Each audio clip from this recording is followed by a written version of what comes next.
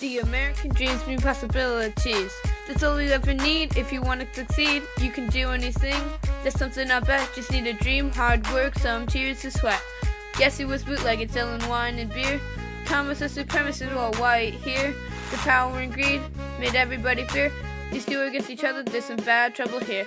The money was changing them, the power was facing them. You want too much, shouted Daisy when Gatsby condemned. Must be crazy, Tom exclaimed, you don't know who we are. Gatsby agreed would soon kill him when he refused to move far. Without asking for permission, they moved north. The servant class took it upon themselves to move forth.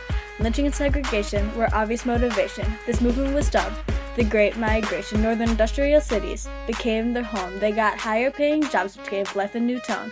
They gradually moved, there was no plan. The Great Migration had a 60-year span. Back in the day, our farmers had to pay. For everything they had, there was no other way. To feed their families, they went to banks begging please. They needed the money, they got down on their knees. The bank said no, but it wasn't fair. Everyone knew they had dough to spare. The government came with the Farming Act. They wanted the farmers to get back on track with their dreams, just like everyone else, because we all deserve an equal chance at wealth. Upton Sinclair, he wrote a novel called The Jungle. He revealed all the schemes of the meat factories. He created legislation and you think that's absurd. He even did all that in under a million words. By publishing The Jungle, Sinclair's goals were met, made the public aware, and safety standards were set. He bottled the corruption of the factories, making sure they weren't tainted by power and greed. Sinclair was just a man, a regular Joe. He didn't hold a position like J.P. Morgan and Co. He made a difference no matter how hard it seemed. And that, my friends, is the American dream.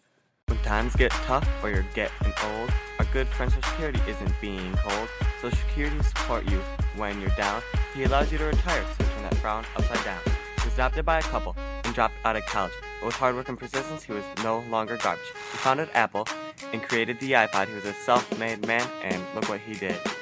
There's always been a glass ceiling or a gap. Men and women have always had a different rap. The big fat cats haven't made a change. Why pay them less if they're doing the same? The American dream is still alive today. People achieve it in many different ways. You hear it on the news and see it on the web. A regular citizen becoming a celeb. The dream has been tried, there's no doubt about that. But it has stayed alive, and that is a fact. The American dream has no price or fee. It's here for a while, that's a guarantee. Wicka wicka word.